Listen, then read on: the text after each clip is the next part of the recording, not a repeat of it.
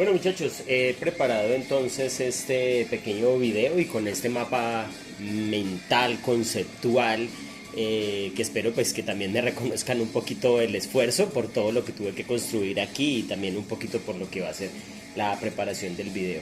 Pero bueno muchachos, lo que les quiero hablar el día de hoy es acerca de las crónicas del Nuevo Mundo o crónicas de Indias, también conocido así.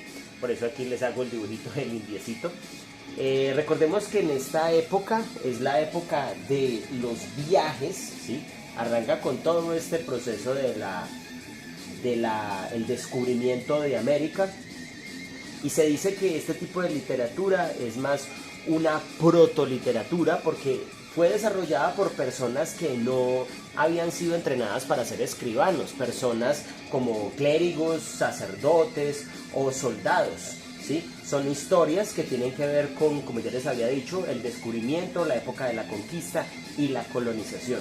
Y pues entre los autores tenemos primero que todo el mismísimo Cristóbal Colón, porque pues es esta carta que él escribe a los reyes de España en donde le empieza a notificar, es considerado la primera historia o el primer componente de este tipo de literatura.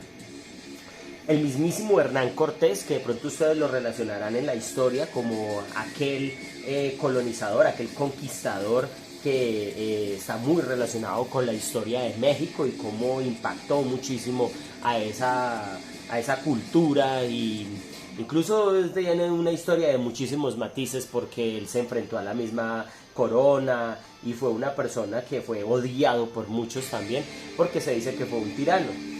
Francisco López de Gamora, no me voy a detener en esta explicación a los libros, sino más bien como qué tipos de cosas escribieron. Uy, se me cayó el barquito.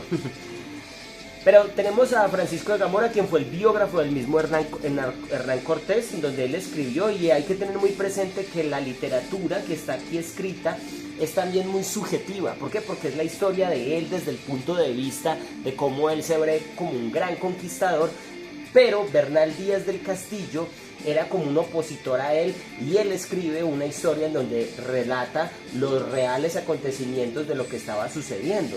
¿Por qué? Porque recuerden que durante todo este proceso pues también hubo muchísimas injusticias de parte de los colonos hacia los indígenas, y también por eso Fray Toribio de Molina trae también pues una característica de esta época, es que estaba surgiendo el humanismo, y escribe acerca de esa realidad. Aquí hay unos contrastes, ¿sí? Porque hay unos que ven desde el lado de los colonos, desde el lado de los españoles, y otros que van más desde el punto de vista de los indígenas. Es muy importante diferenciar en este tipo de literatura el que hay una literatura que es indígena, propiamente escrita por ellos, pero que sucede mucho tiempo después, cuando ya aprenden a escribir. Inicialmente una indigenista, quienes son literatos de España que describen la historia de los indígenas. Importante diferenciar entonces estos dos conceptos, indígena e indigenista, porque tenemos a Bartolomé de las Casas, quien también él muestra la realidad de los indígenas. Sería una cultura, sería un tipo de literatura más indigenista. Pero por otro lado tenemos a Inca Garcilaso de la Vega, que incluso miren que dentro de su mismo nombre se autoproclama como un Inca, porque estamos hablando de un mestizo. Se me olvidaba hablarles de Gonzalo Fernández de Oviedo, quien él escribió mucho acerca de la naturaleza. Él narró historias en donde se podía apreciar con detalle cómo era la fauna y cómo era la flora en América pues cuando ellos llegaron. Y otra cosa muy importante para tener presente en este periodo histórico literario, por así decirlo, es que la iglesia surge el protestantismo, y entonces como una especie de método para vencer, o digámoslo para no perder tanto la fuerza de la fe, entonces los cristianos o la iglesia católica convocan a los monjes franciscanos, quienes también escriben historias de cómo hacen misiones con el fin de promover la fe en el Nuevo Mundo.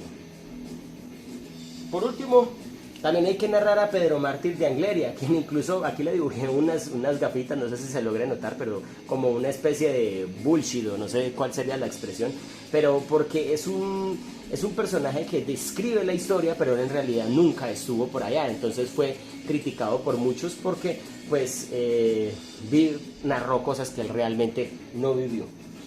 Es muy importante, ya para cerrar entonces, muchachos, acerca de todo este mapa, que este periodo histórico literario tiene una fusión, una mezcla entre la fantasía y la realidad. ¿Por qué? Porque son las historias de muchas personas vistos desde diferentes puntos de vista, pero también mezclados con toda la cultura indígena y con toda esa cantidad de leyendas. Recordemos El Dorado, recordemos todo lo que gira en torno a las guerras por parte de estos caciques o estos jefes indígenas quienes se rebelaron, y también hubo mucha historia de guerra.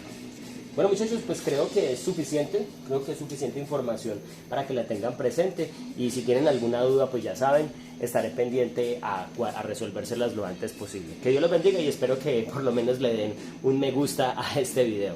Nos vemos, chicos.